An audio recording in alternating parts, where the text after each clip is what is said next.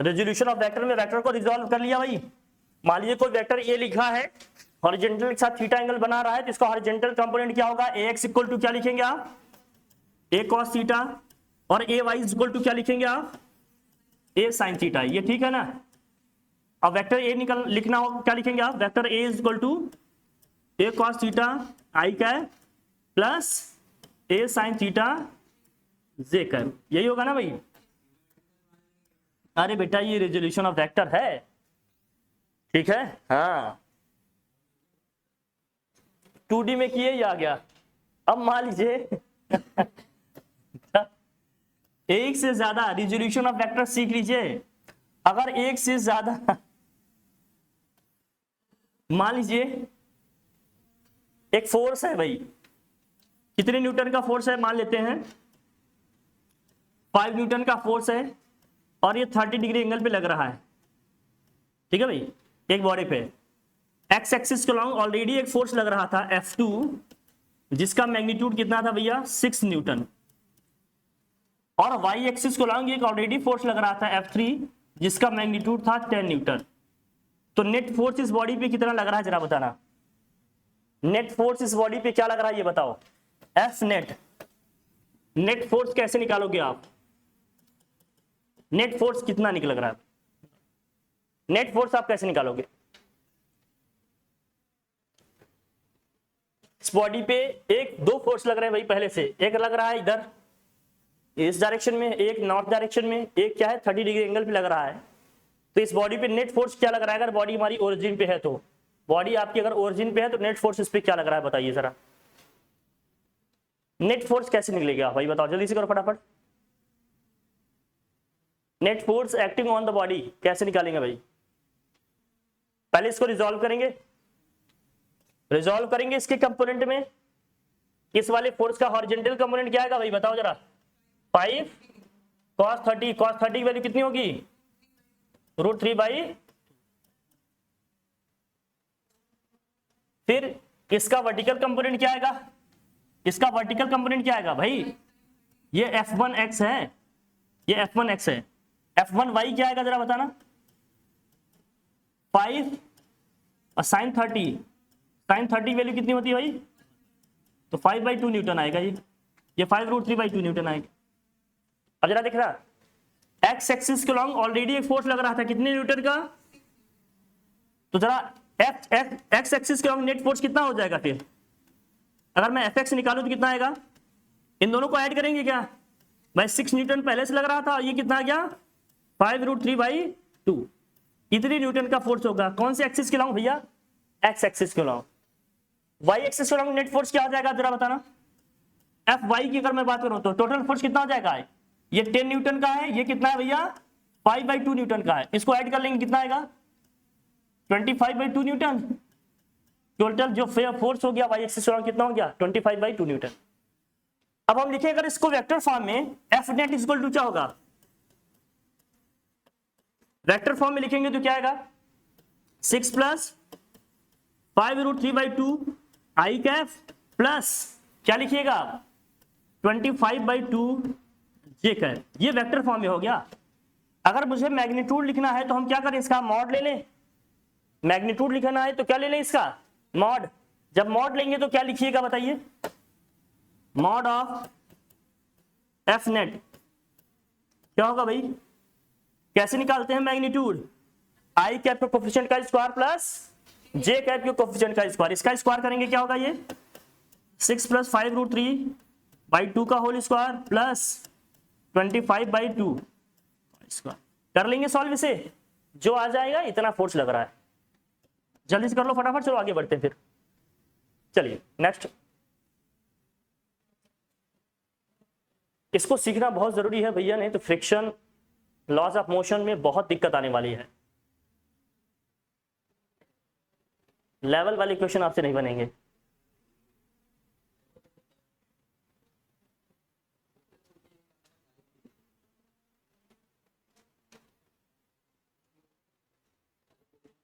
अब 2 फोर्स तक है तो ठीक है भाई, 3 फोर्स है, 3 से ज्यादा भी हो सकते हैं, कैसे होंगे जरा देखते हैं। सभी फोर्सेस को एक्स एक्सिस वाई एक्सिस क्या करेंगे हम डिवाइड कर लेंगे, फिर नेट फोर्स कैसे निकालेंगे आपको पता है। ठीक है, चले करें फिर दूसरा बताएं।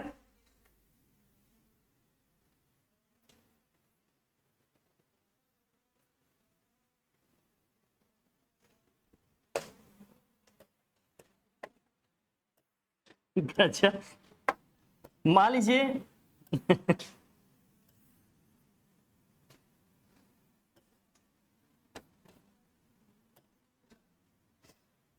मान लीजिए F1 है, ये है इससे 60 डिग्री एंगल पे, F2 है, ये भी 60 डिग्री एंगल पे है भाई। ये इसका मैग्नीट्यूड जो है भैया कितना है, मान लेते हैं 6 न्यूटन। इसका जो मैग्नीट्यूड है भैया कितना है, मान लेते हैं 8 न्यूटन। ठीक है, और इस साइड फोर्स एक पहले से लग रहा है, मान लेते हैं कितने न्यूटन का है वो, ये है 3 न्यूटन का। यहां भी फोर्स लग रहा है एक F4, इसका मैग्नीट्यूड है 2 न्यूटन का भैया। इस साइड भी एक फोर्स लग रहा है इस बॉडी पे F5, जिसका मैग्नीट्यूड है 3 न्यूटन का। इस साइड भी एक फोर्स लग रहा है, चलो पहले इतना देते हैं फिर बाद में देख। अब पूछ रहे हैं कि जो बॉडी ओरिजिन पे है इस पे नेट फोर्स कितना लग रहा है, बताओ नेट फोर्स कितना लग रहा है, ये बताओ नेट फोर्स कितना लग रहा है बताओ। पहले इसको रिजॉल्व करेंगे, F1 को रिजॉल्व करेंगे तो क्या आएगा भाई बताओ। F1 को रिजॉल्व करेंगे तो क्या होगा, F1 का कंपोनेंट क्या होगा भाई, F1x 8 cos 60, cos 60 वैल्यू क्या होती है भाई 1/2, ये कितना आ जाएगा फिर, अरे 1/2 इंटू 8 कितना हो जाएगा, 4 न्यूटन आएगा। चलिए ठीक है, इसको रिजॉल्व करेंगे तो F2 को 6 इंटू कॉस 60, अरे हॉरिजेंटल होगा कॉस इसका भी, यह आ जाएगा 3 न्यूटन। F1 का जो हॉरिजेंटल होगा 4 होगा, इसका वर्टिकल क्या होगा F1 का, F1y साइन 60 वैल्यू √3/2, और 2 से इसको डिवाइड करेंगे 8 को, कितना होगा भाई 4, यह आ जाएगा 4√3। फिर F2 का जो वर्टिकल कंपोनेंट होगा, इसका वर्टिकल नीचे क्यों होगा, इसका डायरेक्शन क्या है, डाउनवर्ड है ना, क्या होगा F2y कितना आएगा, अरे साइन 60 लगाएंगे क्या होगा, साइन 60 √3/2 कितना हो गया 3√3 आएगा, 3√3 न्यूटन, यही होगा ना, यही होगा।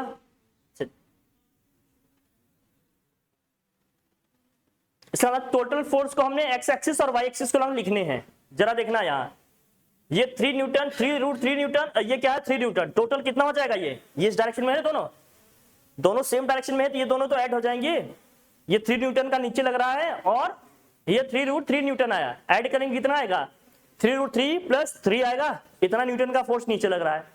ऊपर कितना लग रहा है भैया 2 + 4√3, दोनों में कौन ज्यादा है, ये ज्यादा है या ये वाला ज्यादा है, नीचे वाला ज्यादा है ना, नीचे वाला ज्यादा है, अरे नीचे वाला ज्यादा है कि नहीं, अबे नीचे वाला ज्यादा है, अरे कौन ज्यादा है जल्दी बताओ, नीचे वाला ज्यादा है कि ऊपर वाला ज्यादा है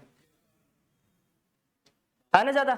ठीक, तो हम नेट फोर्स कैसे निकालेंगे इसके लॉन्ग, वाई एक्सिस के लॉन्ग नेट फोर्स कैसे निकालेंगे, Fy = कैसे आएगा भाई, ये दोनों अपोजिट डायरेक्शन में है तो दोनों का क्या लेंगे डिफरेंस, दोनों का क्या लेंगे डिफरेंस लेते हैं, इसमें से इसको माइनस करेंगे, जब इसमें से इसको माइनस करेंगे 3 में से 2 को माइनस करेंगे कितना आएगा 1, और 3√3 में से 4√3 को माइनस करेंगे कितना आ जाएगा -√3। इसका मतलब ये वाला फोर्स ज्यादा है, ये वाला कम है, इसमें से इसको माइनस करो, 2 न्यूटन में से 3 न्यूटन को माइनस करेंगे कितना आएगा -1, 4√3 में से 3√3 माइनस करेंगे तो √3 आएगा, इसका मतलब रिजल्टेंट कितना आ जाएगा √3 - 1 न्यूटन आ जाएगा।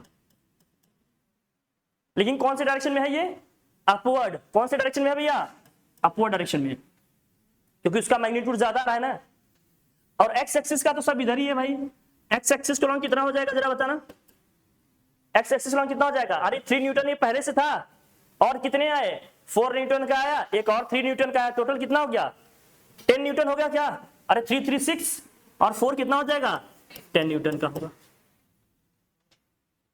तो एफ नेट का अगर मुझे लिखना हो वेक्टर फॉर्म में एक्सप्रेशन तो क्या होगा, एफ नेट वेक्टर फॉर्म में लिखेंगे तो क्या होगा, ये है एक्स एक्सिस का नाम तो 10i क्या, ये है वाई एक्सिस का नाम क्या होगा √3 - 1 j कैप। मैग्नीट्यूड निकालना है तो क्या होगा भैया, आई कैप के कोफिशिएंट का स्क्वायर प्लस जे कैप के कोफिशिएंट का स्क्वायर। कैसे सॉल्व कर लेंगे, जो आएगा इतना ही लगेगा।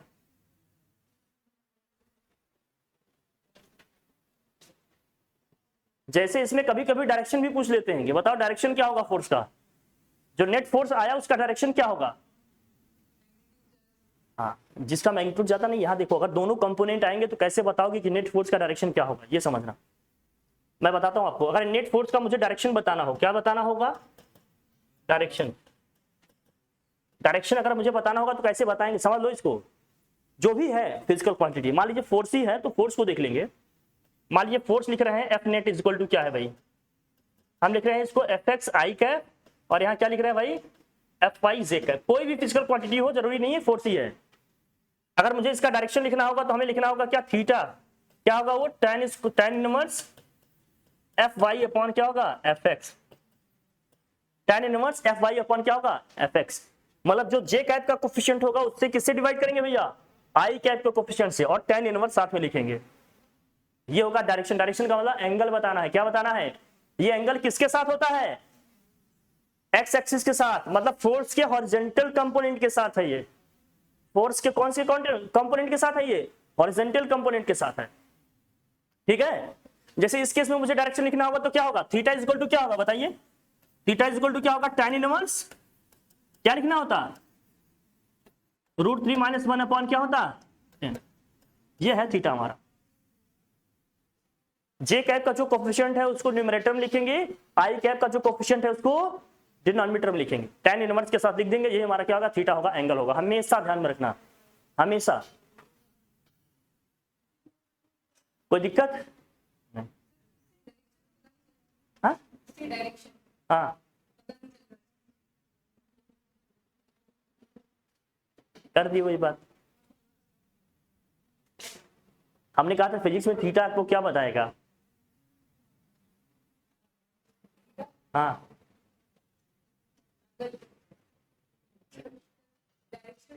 तो अब इसकी वैल्यू निकालेंगे क्या, सोचने का तरीका बदलिए आप लोग, बहुत जल्दी बदलिए, एकदम लिमिटेड वे में अब आंसर नहीं मिलेगा। देखो यहाँ, देखो समझो, यहाँ समझना, देखो देख कैसे ऊपर वाली वैल्यू को सॉल्व करेंगे, क्या आएगा tan theta is equal to क्या होगा, मतलब tan थीटा उधर लिख देते हैं, कोई दिक्कत नहीं। क्या आएगा वैल्यू जरा बताना, √3 की वैल्यू कितनी होगी, अपॉन में क्या है, सॉल्व करेंगे क्या आएगा जरा बताना, 0.732 डिवाइडेड बाय कितना है 10, 10 से डिवाइड करेंगे कितना आएगा, tan 0 की वैल्यू क्या होती है जरा बताना,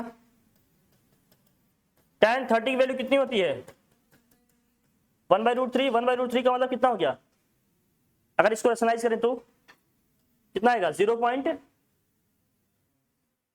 0.05 ऐसे आएगा डिवाइड करने पे। अरे रेशनलाइज करेंगे √3 मतलब 1.732 डिवाइडेड बाय 3, 3 5 15, जैसे 0.057 आएगा। यहां वैल्यू कितनी आ रही है 0.07, ये 0.5 आएगा, 0.05 नहीं आएगा, 0. क्या आएगा 5 आएगा। अब देखो ना यहां वैल्यू क्या है 0.07, 0 पे वैल्यू 0 आती है और 30 पे वैल्यू कितनी आती है 0.57। इसका मतलब क्या है, जो थीटा आया वो किसके किसके बीच में आया, 0 और 30 के बीच में आया। मतलब ये है अगर हमारा एक्स एक्सिस ये है तो ये हमारा जा रहा है, नेट फोर्स का डायरेक्शन कुछ ऐसा होगा, नेट फोर्स का डायरेक्शन कुछ ऐसा है, जो हॉरिजॉन्टल के साथ क्या है कम से कम 0 से 30 के बीच में कोई एंगल बनाकर ऐसे जा रहा है। मतलब इस बॉडी पे जो नेट फोर्स लग रहा होगा, इस बॉडी पे जो नेट फोर्स लगेगा, बहुत ध्यान समझना, इस बॉडी पे जो नेट फोर्स लग रहा होगा उसका डायरेक्शन कुछ ऐसे होगा, ये यहां से कहीं जा रहा होगा, ये एफ नेट होगा हमारा, नेट फोर्स का डायरेक्शन कुछ ये बनेगा। समझ आई बात, इसका मतलब फाइनली बॉडी इस डायरेक्शन में आगे बढ़ेगी, इसका मतलब ये है, समझे। तो थीटा हमेशा फिजिक्स में क्या बताएगा, डायरेक्शन। हमेशा हॉरिजॉन्टल वाली लाइन से एंगल लेते हैं, कहीं से भी ले सकते हैं, बेसिकली इस केस में तो यहीं से था, ठीक है। डन, समझे ना। ये सब समझना पड़ेगा, बहुत सारी चीजें याद भी करनी पड़ेंगी, तब जाकर बनेगा। हटाओ इसको, रेजोल्यूशन समझ में आ गया।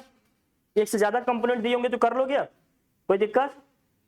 एक फाइनल क्वेश्चन दे रहे हैं, आप लोग करिए, फिर हम समझ जाएंगे कि आप लोग रेजोल्यूशन समझ गए। लास्ट क्वेश्चन आप लोग सब करके दिखाएंगे मुझे।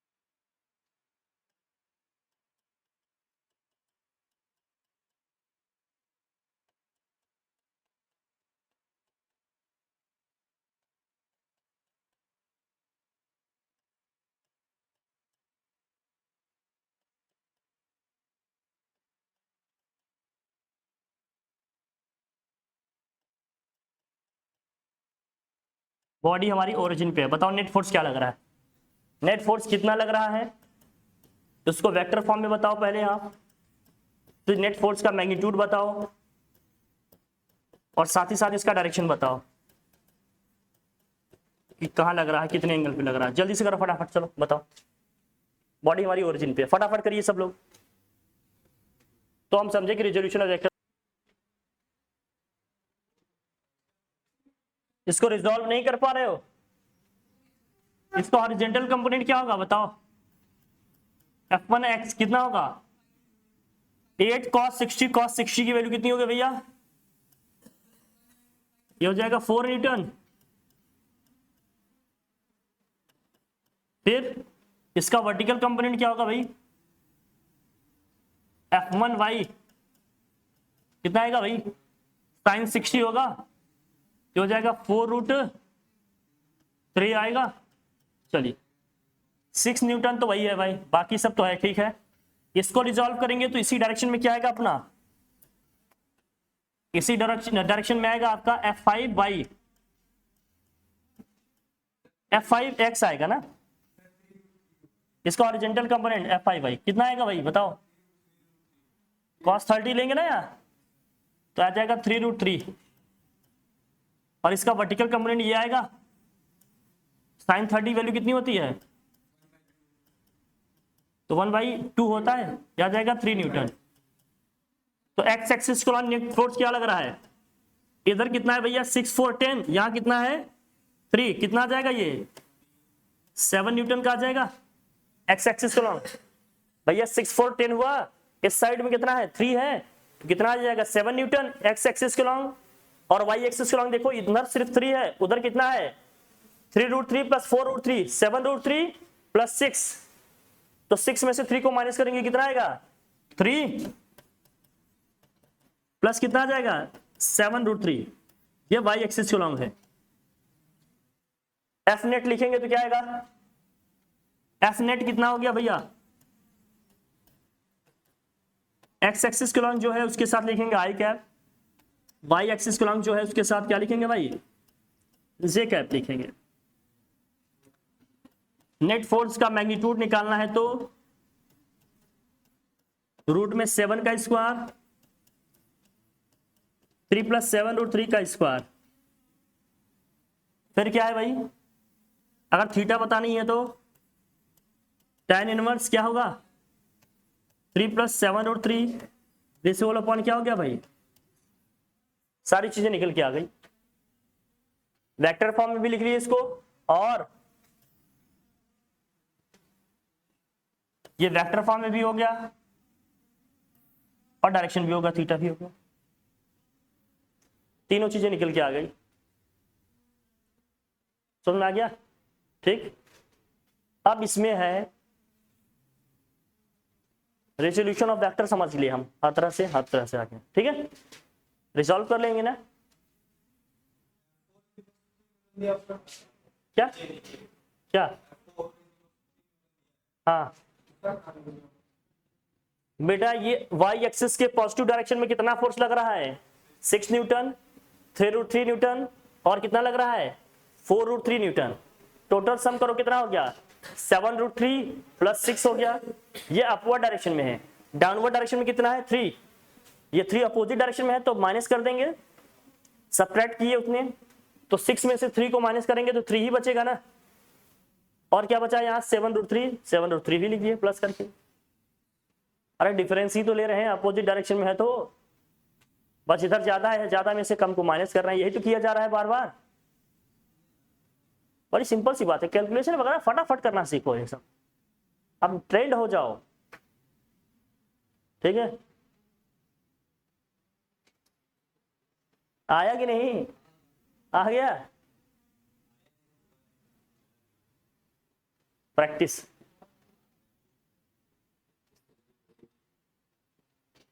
पूरा नया है एकदम, टोटली न्यू थिंग्स हैं आप लोगों के लिए। उसके लिए नया एफर्ट तो लगाना पड़ेगा ना, पुराने एफर्ट से बात बनेगी क्या? नई चीजें सीखो, फिर नए कॉन्सेप्ट आ रहे हैं उसको उस तरह से सॉल्व करो। जब आप फिक्स रहना चाहते हो कि जितना जानते हैं उसी से सब आ जाए, तो ये नहीं होने वाला है। नई चीजें सीखिए, उसको समझिए, उसके बाद ही करिए। जैसे कॉम्प्लेक्स नंबर पढ़ेंगे तो जब तक इमेजिनरी नंबर नहीं पढ़ेंगे कॉम्प्लेक्स नंबर का क्वेश्चन कर पाओगे क्या? नए नंबर सीखा आपने तब तो उसके क्वेश्चन कर पाओगे आप। तो नए कॉन्सेप्ट सीखिए, फिर नए क्वेश्चंस करिए, तभी हो पाएगा। पुराने कॉन्सेप्ट जो सीखे उससे बात नहीं बनेगी, समझे? वहां तो केवल एक ही फोर्स रहता था, यहाँ देख रहे हो मल्टीपल फोर्सेस लग रहे हैं। पता चलेगा बॉडी किधर जाएगी किधर रही। हाँ, जब तक नेट फोर्स नहीं निकाल पाओगे कैसे जानोगे कि बॉडी किधर मूव होगी?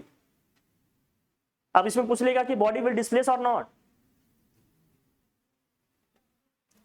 तो आप क्या आंसर करना? भाई नेट फोर्स 0 आ जाता तो डिस्प्लेस नहीं करता, नेट फोर्स 0 नहीं आ रहा तो डिस्प्लेस होगी, ऑब्वियस सी बात है।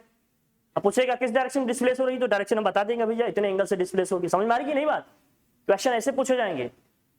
अब पूछ रहेंगे कि रेनफॉल हो रहा है, आप इस तरह से हैं, किसी घर के सामने खड़े हैं, कोई घर का मान लीजिए इस तरह का कोई बालकनी है या जो भी है कुछ दे देंगे, या मान लीजिए आपने छाता लिया हुआ है, अम्ब्रेला है आपका, बारिश की बूंदों की कुछ अपनी स्पीड है, या मान लीजिए किसी एंगल पे आ रहा है, कितने एंगल पे आप छाता को लगाएंगे, किस स्पीड से लगाएंगे, कितने फोर्स से लगाएंगे, सो दैट उस तूफान को, उस पानी को आप रोक सकें। क्वेश्चंस ऐसे बनेंगे।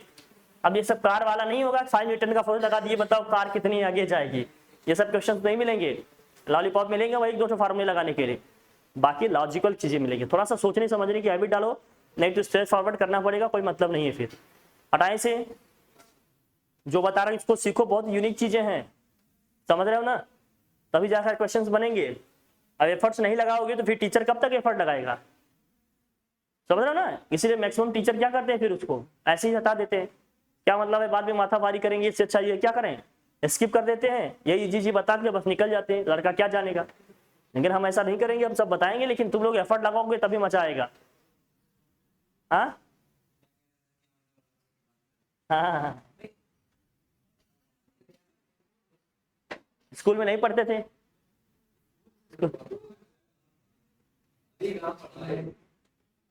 अरे अभी तक पढ़े ही नहीं स्कूल में कुछ भी, जिंदगी खत्म होने चली,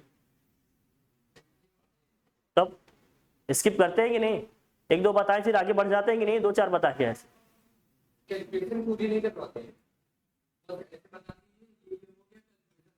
प्रैक्टिस ये इसीलिए क्या कह रही है?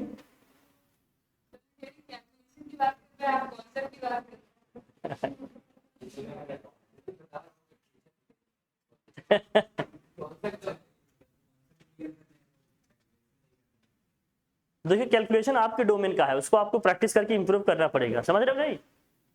बस क्वेश्चन करा रहे हैं, बता रहे हैं उसको कैसे करना, क्या नहीं, क्या हुआ तब ठीक।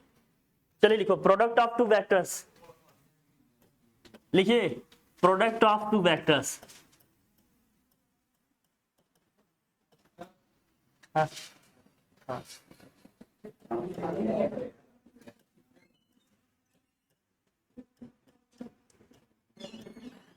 प्रोडक्ट ऑफ 2 वेक्टर्स, 2 वेक्टर क्या क्या निकालना है भैया? प्रोडक्ट। 2 प्रोडक्ट हैं, बहुत इंपॉर्टेंट है ये टॉपिक आपके लिए, बहुत ज्यादा इंपॉर्टेंट है, वेरी वेरी इंपॉर्टेंट। एक होता है स्केलर प्रोडक्ट,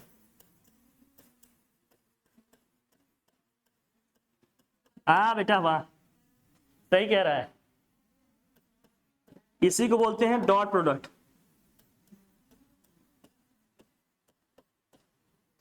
इस स्केलर प्रोडक्ट या इसी को बोलते हैं क्या, डॉट प्रोडक्ट।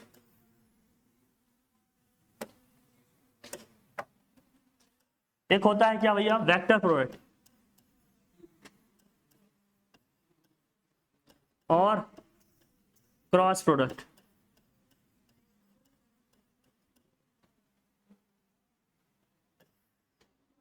वेक्टर या इसी को क्या बोलते हैं, क्रॉस प्रोडक्ट। दो है, एक है स्केलर, इसी को बोलते हैं डॉट प्रोडक्ट, दूसरा है वेक्टर या इसी को बोलते हैं cross product.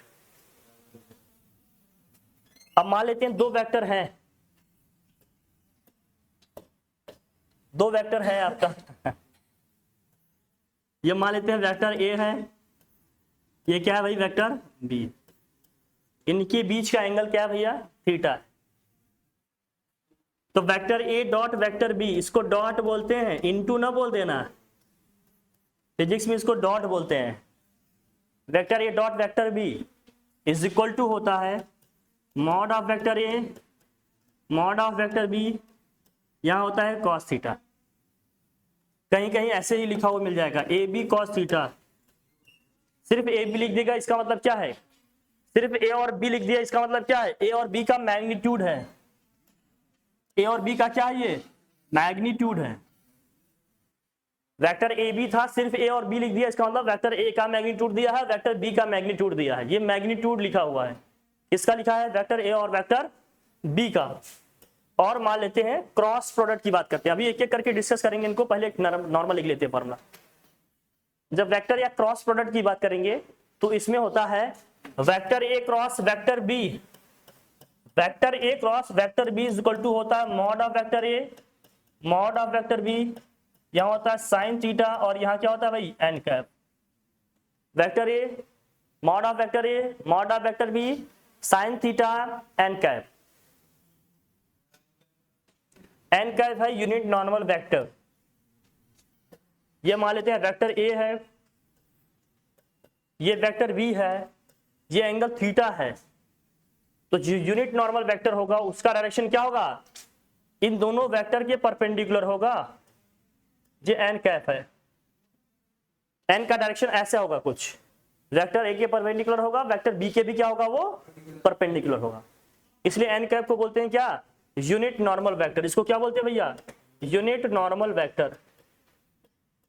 Unit normal vector, unit का मतलब क्या है, मैग्नीट्यूड 1 है, बस डायरेक्शन बताएगा ये। यूनिट वेक्टर पढ़ा है ना हम लोगों ने, एक ऐसा वेक्टर जिसका मैग्नीट्यूड 1 हो उसको क्या बोलते हैं। तो जिस भी वेक्टर के पहले यूनिट लिख के आ जाए समझ जाना उसका मैग्नीट्यूड क्या है, 1 है। तो यूनिट नॉर्मल वेक्टर है, यूनिट है, नॉर्मल का मतलब परपेंडिकुलर है, इन दोनों से एंगल कितना बन रहा है इसका, 90 डिग्री बन रहा है। एन कैप का डायरेक्शन कुछ ऐसा है, मैं बार बार कह रहा हूं उसको ध्यान रखना, एन कैप का डायरेक्शन कुछ ऐसा है, वेक्टर ए के साथ भी 90 डिग्री, वेक्टर बी के साथ भी क्या है, इसका 90 डिग्री एंगल, ये ऐसे है डायरेक्शन कुछ ऐसे, ठीक है, डन। या इसी को ऐसे लिख देते हैं सीधे, ए बी साइन थीटा, यहां क्या लिख देंगे भैया, N cap, A B sine theta N cap. Formula लिख लो भैया। अब इन दोनों को एक एक करके डिटेल में पढ़ते हैं, क्या है कैसे क्या क्या कंडीशन है इनकी, देखते हैं, ठीक है। स्केलर प्रोडक्ट या फिर क्या है, डॉट प्रोडक्ट, दूसरा क्या है, वेक्टर या cross product, A cross B A dot B. इसको कैसे करेंगे, अब नॉर्मल क्वेश्चन दिए रहेंगे तो कैसे करेंगे, क्या है इसका क्या मतलब है, समझते हैं।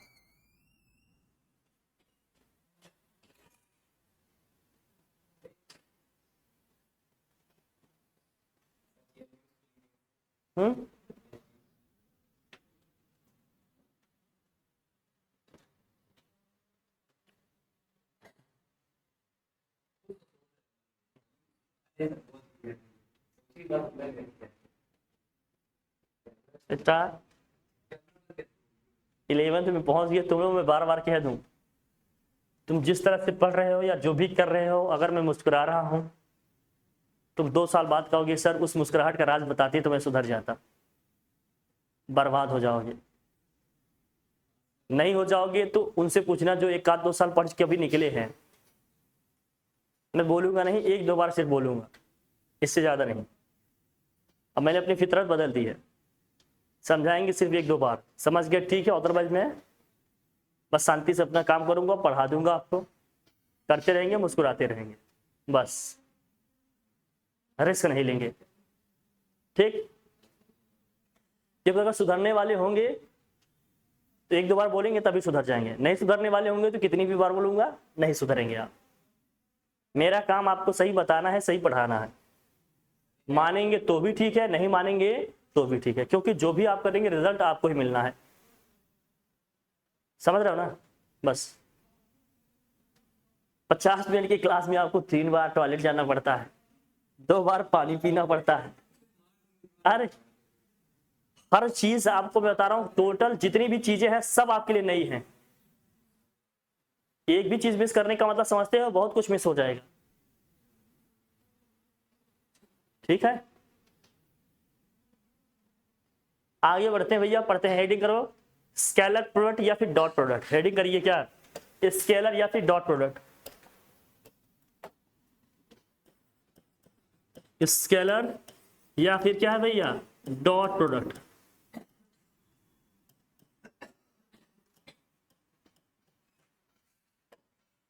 स्केलर या फिर डॉट प्रोडक्ट। क्या हमने देखा कि अगर मान लीजिए ये वेक्टर ए है, ये वेक्टर बी है, इन दोनों के बीच का एंगल अगर थीटा है तो इनका डॉट प्रोडक्ट क्या होता है भैया, vector A dot vector B is equal to क्या होगा, A B cos theta. A B लिखा मतलब ए और बी का मैग्नीट्यूड है, ए बी लिखा इसका मतलब क्या है, ए और बी का क्या है, ये मैग्नीट्यूड है बेसिकली, बस दैट्स इट। अब इसमें कितने टाइप के क्वेश्चन आएंगे जरा देखना। जैसे मान लीजिए क्वेश्चन देखो टाइप 1, इसका कहीं के स्टेटमेंट लिखने क्या आता है, डिफाइन स्केलर या फिर dot product of two vectors. तो क्या डिफाइन करते, डिफाइन करेंगे, क्या लिखेंगे sentence, scalar and dot product of two vectors defined is the what, product of magnitude of two vectors and cosine of angle between them. दो vectors के magnitude और उनके बीच का जो एंगल है उसको कोसाइन के प्रोडक्ट के क्या होता है, ये इक्वल होता है। कौन, कभी कभी आ सकता है एकेडमिक लेवल पे, लिखना है, लिखो जल्दी लिखो, लिखो लिखो।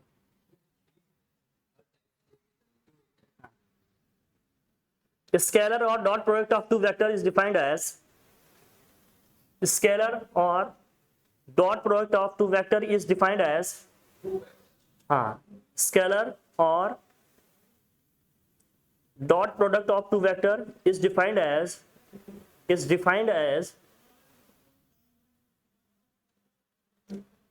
product of magnitude of vectors, product of magnitude of two vectors मतलब दोनों वेक्टर्स का मैग्नीट्यूड लेंगे, product of magnitude of two vectors and cosine of angle between them, cosine of angle between them. Cosine की spelling लिखिएगा COSINE, cosine of angle between them. Cos theta को words में cosine बोलते हैं, cosine of angle between them, that's it. मतलब दो vector का अगर मैं डॉट प्रोडक्ट ले रहा हूं, हाँ कॉस थीटा जो आप यहां लिखते हो ना मैथमेटिक्स के फॉर्म में, वर्ड्स में लिखते हैं तो उसको लिखते हैं कोसाइन। क्या लिखते हैं, कोसाइन, COSINE। हाँ लिख दो, लिख दो। मतलब ए और बी का अगर मैं डॉट प्रोडक्ट ले रहा हूं तो ए और बी का मैग्नीट्यूड और इनके बीच का जो एंगल है उसके कोसाइन के प्रोडक्ट के क्या होगा, ये इक्वल होगा। अब इसमें क्वेश्चन कैसे करने को आएंगे ये समझना। जैसे मान लीजिए टाइप 1, देखिए कैसे कैसे क्वेश्चन इसमें हो सकते हैं, मैं आपको बताता हूं। बहुत टाइप बनते हैं इसमें, देखना। मान लीजिए दिया आपको वेक्टर ए का जो मैग्नीट्यूड है दे दिया 3, वेक्टर बी का जो मैग्नीट्यूड है कितना दे दिया भाई 4, और इन दोनों के बीच का एंगल दे दिया 60 डिग्री। आपसे पूछेगा vector A dot vector B बता दो, आप vector A dot vector B बता दो। तो vector A dot vector B बताना है तो ये कैसे होगा जरा देखना। Vector A dot vector B equal to क्या है, ए बी कॉस थीटा है भाई। ए की वैल्यू कितनी दी है 3, बी की वैल्यू है 4, और यहां लिखेंगे क्या कॉस 60। कॉस 60 की वैल्यू क्या होती है भैया 1/2, 2 2 जा 4, डिवाइड करके सॉल्व करेंगे भैया कितना आ जाएगा, ये 6। सॉल्व करेंगे क्या आ जाएगा 6। फिर क्वेश्चन उठता है ना कि इसको स्केलर या डॉट प्रोडक्ट क्यों बोलते हैं? स्केलर ये बोलते हैं, इसलिए बोलते हैं क्योंकि दो वेक्टर क्वांटिटी को हम इस तरह से मल्टीप्लाई करते हैं कि एक स्केलर क्वांटिटी हमें मिलेगी। इसको स्केलर प्रोडक्ट क्यों बोल रहे हैं? क्योंकि इसमें दो वेक्टर क्वांटिटी को हम इस तरह से मल्टीप्लाई कर रहे हैं कि जो रिजल्टेंट फिजिकल क्वांटिटी आ रही है वो कैसी है? स्केलर है। जैसे इसका बेस्ट एग्जांपल क्या है? वर्क। वर्क इक्वल टू आपने क्या पढ़ा होगा? वर्क W इक्वल टू आपने क्या पढ़ा था, याद है आपको? FS cos थीटा पढ़ा था कि नहीं? अगर इसको वेक्टर फॉर्म में लिखना होगा तो हो सकता है टीचर आपको बताया हो vector F dot vector S कि वेक्टर या cross dot product of force and displacement defines what? Dot product of या scalar product of force and displacement is defined as what? Work. यहाँ फोर्स भी क्या है? वेक्टर क्वांटिटी है, displacement भी vector quantity है। दोनों को इस तरह से मल्टीप्लाई कर रहे हैं कि जो रिजल्टेंट क्वांटिटी आ रही है वर्क वो कैसी है? स्केलर है। इसलिए इस प्रोडक्ट का नाम ही क्या पड़ गया है? Scalar product. हालांकि हमेशा दोनों कौन से वेक्टर मल्टीप्लाई, वेक्टर क्वांटिटी ही मल्टीप्लाई कर रहे हैं, रिजल्ट कैसी आ जा रही है? स्केलर क्वांटिटी आ जा रही है। इसलिए इस प्रोडक्ट को क्या बोलते हैं? स्केलर प्रोडक्ट, या क्या बोलेंगे इसको? डॉट प्रोडक्ट बोलेंगे। डॉट लगा होता है ना इसलिए डॉट बोलते हैं। हाँ, इसलिए डॉट बोलेंगे। बाकी स्केलर क्यों नाम पड़ा ये समझना। इसका बेस्ट एग्जांपल क्या लिख लेना। एग्जांपल किसका है? ये वर्क जो एग्जांपल है वो किसका है? स्केलर प्रोडक्ट का एग्जांपल है। सबसे बेस्ट एग्जांपल यही है। क्वेश्चन इस पे आएंगे डेफिनेटली, नो डाउट। न्यूमेरिकल्स इस पे आएंगे, आगे मिलेंगे अच्छे अच्छे न्यूमेरिकल्स मिलेंगे, ध्यान रखना इस पे। इसलिए इसको ध्यान रखना। ये जो वर्क है आपका ये क्या है? किसका एग्जांपल है? Scalar product of two vectors का एग्जांपल है। ठीक है भाई, चले आगे। डन, चलिए बढ़िया है, आप लोग समझदार हैं, समझ रहे हैं, सब अच्छी बात। टाइप 1 के क्वेश्चन इस टाइप के बनेंगे। टाइप 2 में आ जाए टाइप 2 कभी दिए रहेंगे।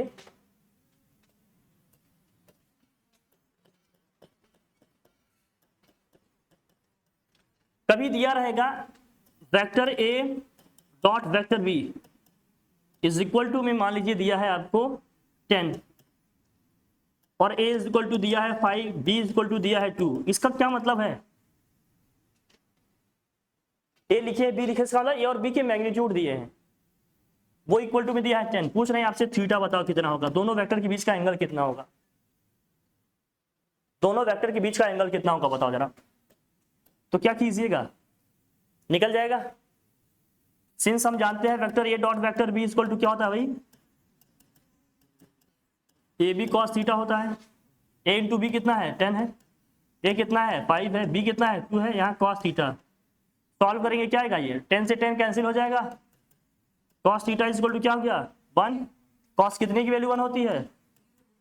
cos 0 डिग्री की भी होती है और cos कितने की होती है? 360 की भी तो होती है, 2 पाई की भी तो होती है। लेकिन हमें पहली वैल्यू लिखनी होती है। थीटा कितनी आ गई? 0 डिग्री आ गई। थीटा के 0 होने का मतलब क्या है? दोनों वेक्टर सेम डायरेक्शन में पैरेलल है। क्या कुछ बताया था? ये बताया था ना, थीटा 0 होने का मतलब क्या है? सेम डायरेक्शन में है या पैरेलल है ये दोनों। लेकिन वेक्टर बी का मैग्नीट्यूड वेक्टर ए के मैग्नीट्यूड से ज्यादा है, तो ए का एरो थोड़ा बड़ा बना देंगे। एक बी का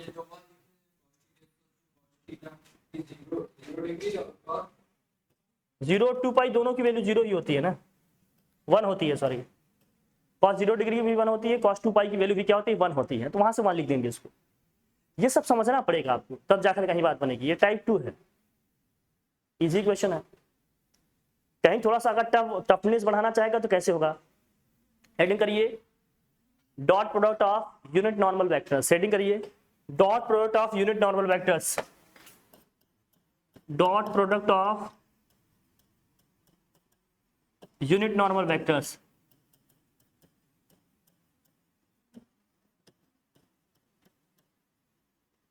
dot product of unit normal vectors. बहुत ध्यान समझना।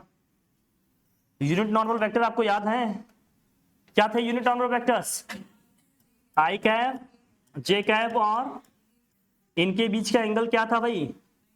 ये तीनों म्यूचुअली क्या थे? एक्स एक्सिस है, वाई एक्सिस है और क्या है भाई? जेड एक्सिस है। एक्स एक्सिस का यूनिट वेक्टर क्या है? आई कैप। वाई एक्सिस के लॉन्ग, जेड एक्सिस के लॉन्ग, यही है के कैप, यही है ना।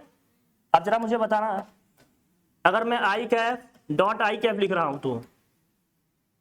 तो आई कैप का मैग्नीट्यूड कितना होगा भाई? 1।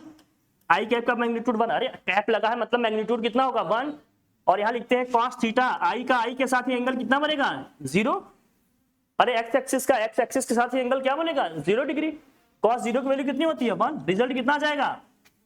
तो यहां से हमने एक कंक्लूजन निकाला भैया कि अगर सेम लेंगे हम वेक्टर, सेम यूनिट वेक्टर लेंगे तो डॉट प्रोडक्ट क्या आएगा भैया 1 आ जाएगा। सेम होगा तो डॉट प्रोडक्ट क्या आ जाएगा 1 आ जाएगा।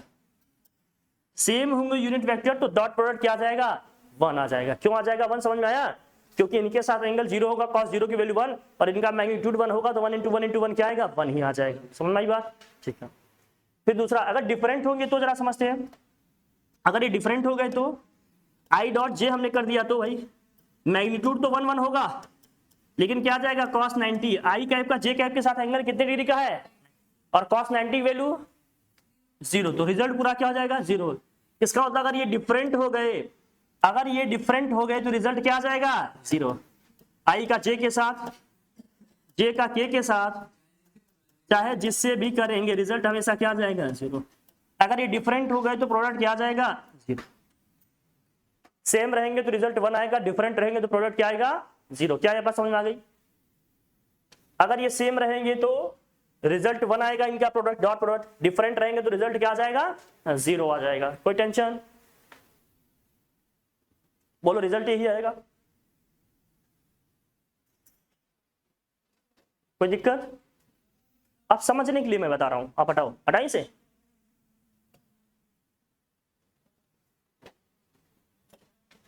अब डॉट प्रोडक्ट हम अगर लिखना चाहते हैं दो वेक्टर्स का, देखिए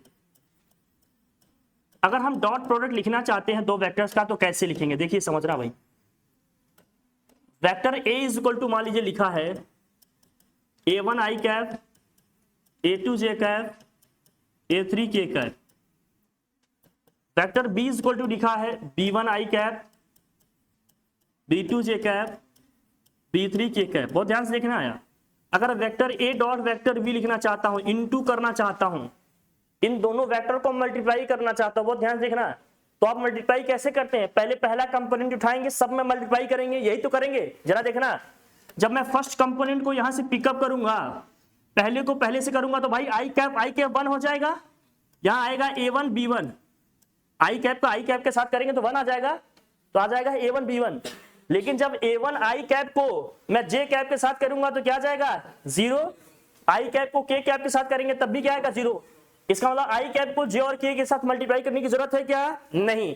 इसका मतलब आई का आई के साथ कर दें, जे का जे के साथ कर दें, के का सीधे सीधे, तो आई वाले को आई के साथ कर देंगे, जे वाले को किसके साथ कर देंगे भाई जे के साथ कर देंगे, और के वाले को के के साथ कर देंगे। तो ये हो जाएगा सिर्फ क्या A3 B3, ये हो जाएगा हमारा क्या डॉट प्रोडक्ट। दो वेक्टर अगर दिए हैं, कार्टेशियन फॉर्म में दो वेक्टर्स दिए हैं, पोलर फॉर्म में दिए हैं, तो उनको हम इस तरह से इनका डॉट प्रोडक्ट लिख लेंगे, कोई दिक्कत नहीं, सिंपल। अगर इसका मतलब कहीं पर दो वेक्टर दिए हैं, मल्टीप्लाई करना सीख लेना, कहीं पर भी दो वेक्टर्स दिए हैं ऐसे, मान लीजिए vector A is equal to दिया है 2i cap plus 3j cap plus 4k cap, और vector B is equal to दिया है क्या भाई 2i cap plus 5j cap plus k cap. हमें निकालना है vector A dot vector B, तो कैसे निकलेगा, निकल जाएगा क्या, vector A dot vector B क्या होगा, आई को आई से मल्टीप्लाई कर देंगे, जे को जे से, के को के से। तो यहाँ इसका कोएफिशिएंट क्या है, 2 को 2 से करेंगे कितना आ जाएगा 4, 3 को 5 से करेंगे कितना आ जाएगा 15, और 4 को 1 से करेंगे कितना आएगा 4, सम कर देंगे कितना आ जाएगा 23।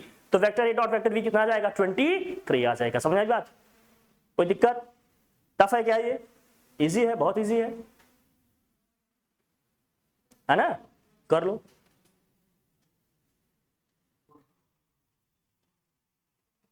आ जाएगा। अब मान लीजिए साइन कहीं डिफरेंट हुआ तो कैसे करेंगे भाई, देख लेना। जैसे मान लेते हैं हम vector A is equal to, अगर कहीं दिया vector A is equal to दिया 2i cap minus 3j cap plus 4k cap, vector B is equal to दिया हमारा, मान लेते हैं vector B is equal to दिया, vector B is equal to दिया है 3i cap plus 4j cap minus 5k cap, तो क्या आएगा जरा बताना ए डॉट बी। भाई आई के साथ करेंगे क्या आएगा, 2 को 3 से करेंगे प्लस 6 आएगा, जब माइनस 3 को प्लस 4 से करेंगे तो कितना आएगा माइनस 12 आएगा, और प्लस 4 को जब हम करेंगे माइनस 5 से कितना आएगा माइनस 20, तो ये आ जाएगा -32 प्लस 6 कितना आ जाएगा -26 आ जाएगा। तो रिजल्ट क्या आ जाएगा -26। तो कहने का मतलब पॉजिटिव नेगेटिव साइन का भी ध्यान रखना, ये नहीं कि बस नंबर मल्टीप्लाई कर दें।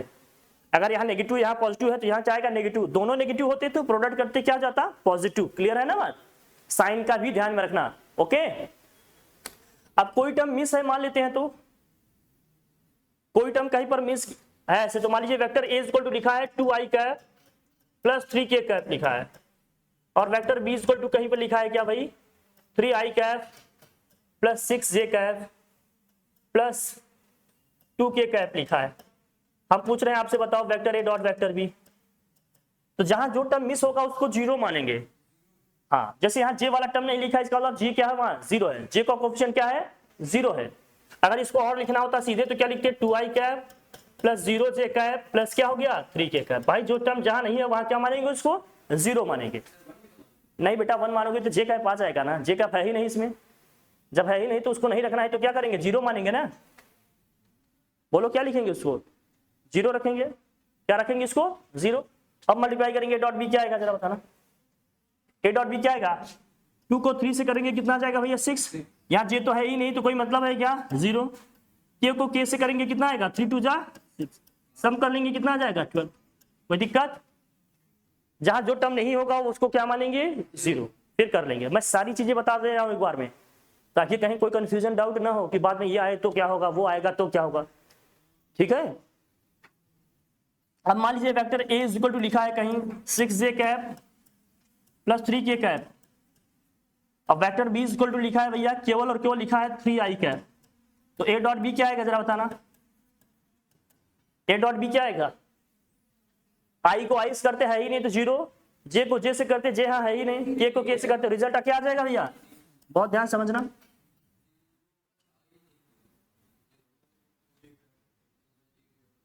भाई आई को आई से करेंगे यहाँ आई है ही नहीं जीरो, जे को जे से करते यहाँ जे है ही नहीं जीरो, के को के से करते वहां के है ही नहीं क्या है जीरो, तो रिजल्ट क्या आ जाएगा अपना। नहीं कहेंगे दिया था जीरो कैसे आ गया, नंबर तो लिखा था। अब मैथ होता तो हो जाता, मैथ में मल्टीप्लाई करोगे कभी जीरो आएगा, कभी दो नॉन जीरो नंबर को मल्टीप्लाई करोगे मैथ में जीरो आएगा। इसलिए मैं बार बार कह रहा हूँ फिजिक्स और मैथ को मिक्स नहीं करना, जिसने बना दिया समझ लो बर्बाद कर दिया। मैं डे 1 से कह रहा हूँ मैथ और फिजिक्स को मिक्स नहीं करना है, मैथ्स के कॉन्सेप्ट को यूज करेंगे। जैसे मल्टीप्लाई करना है तो मैथ का मल्टीप्लिकेशन ही तो यूज करेंगे, लेकिन कैसे करना है कैसे नहीं करना है ये फिजिक्स बताएगी भैया हमारे फील्ड में कैसे करना है। जिसने दोनों को मिला के खिचड़ी कर दिया वो समझो तबाह बर्बाद हो जाए। इसलिए अपने आप को बचा के रखो, जैसे जो बताएंगे वैसे यूज करना है, समझ आई बात, तबाह बर्बाद। हाँ आगे बढ़े, डन। अब टाइप 3 के जो क्वेश्चंस बनेंगे कभी ऐसे दिए रहेंगे, टाइप 3 कभी दिया रहेगा ऐसे question, vector A is equal to क्या दिया रहेगा, vector A is equal to दिया है a1i cap a2j cap a3k cap दिया है, अब vector B is equal to दिया है b1i cap b2j cap b3k cap दिया है। तो हम पूछ रहे हैं बताओ इन दोनों के बीच का एंगल क्या है। आपका एंगल ऐसे क्वेश्चन पूछेगा, कहे सर फार्मूला कुछ वैल्यू तो नहीं दिए कैसे करेंगे। भाई फार्मूला क्या है ए डॉट बी का, बताओ A dot B equal to क्या है ए बी कॉस थीटा है कि नहीं, तो कॉस थीटा इक्वल टू यहां से क्या हो जाएगा vector A dot vector B upon में क्या हो जाएगा ए बी हो जाएगा कि नहीं। ए और बी का मतलब क्या है, ए का मतलब वेक्टर ए का मैग्नीट्यूड है, बी का मतलब वेक्टर बी का क्या है मैग्नीट्यूड है।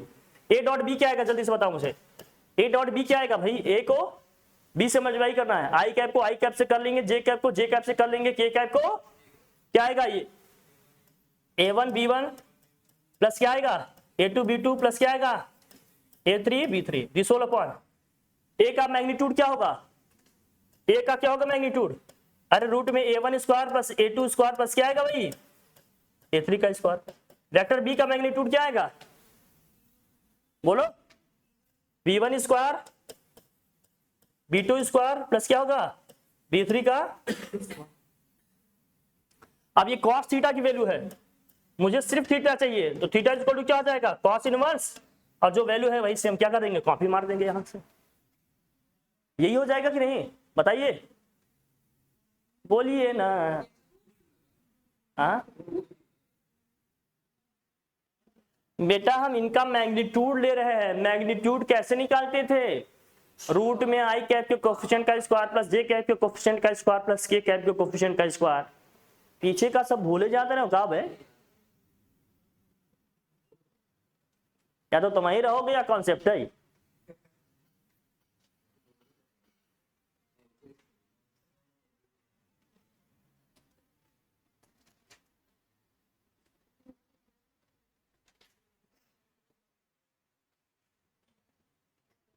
हो जाएगा ये, अभी समझ में आया कैसे क्या कर लेंगे आप लोग। डन, अब आगे बढ़े।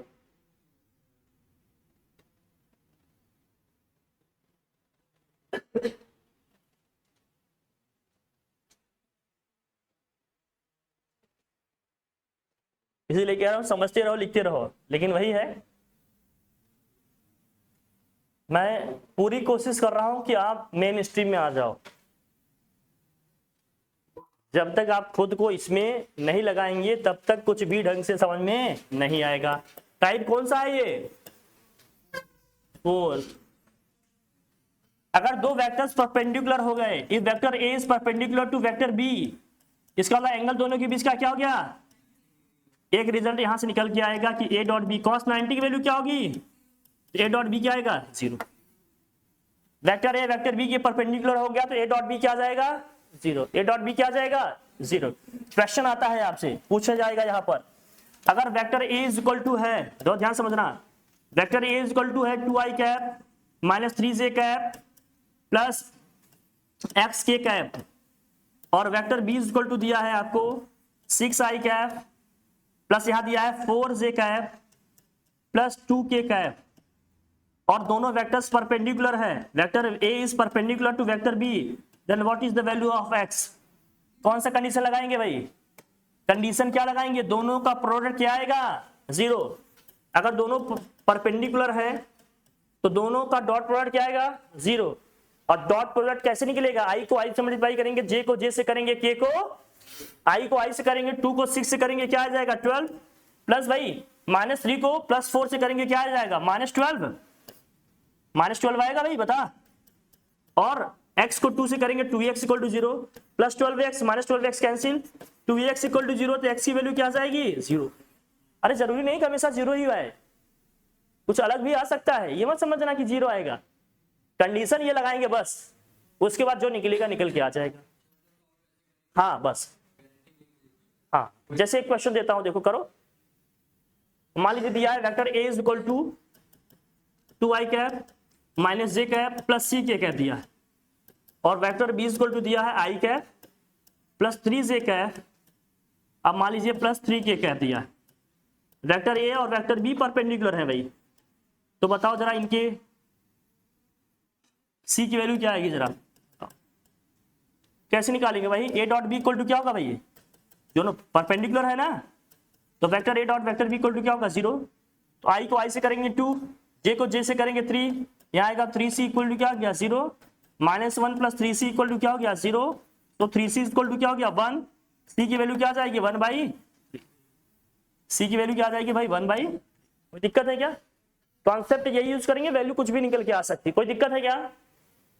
बोल भाई, इसके कुछ और टाइप बचे हैं, उस पर बात करेंगे। डॉट प्रोडक्ट पे बहुत क्वेश्चन बनते हैं भाई साहब, अभी तो बस 4 ही बात किए, 4 हुए। हाँ टाइप्स तो बहुत हैं, देखो जितना तुम लोग झेल लो उस हिसाब से बताएंगे, ठीक है? पॉसिबिलिटीज बहुत हैं, या तो कहो बस उतना बता दें जितने से आपका काम चल जाए, या तो कहो उतना बता दें जिसने की आने वाली सारी प्रॉब्लम बन जाए। दो ही चीजें हैं, या तो तुम्हारे काम बन जाए वो करें, या तो आने वाले सारे काम बन जाए वो चाहिए। दोनों ही ऑप्शन है आपके पास, ठीक है? आने वाले सारे काम बन जाए तो उसके लिए पेशेंस रखना पड़ेगा, नए लेवल पे सोचना पड़ेगा, प्रैक्टिस करना पड़ेगा। हाँ हाँ, आधा आधा जीवन साधा नहीं करेंगे, ठीक है? आज इतना रखते हैं, ठीक, ठीक है फिर, थैंक यू।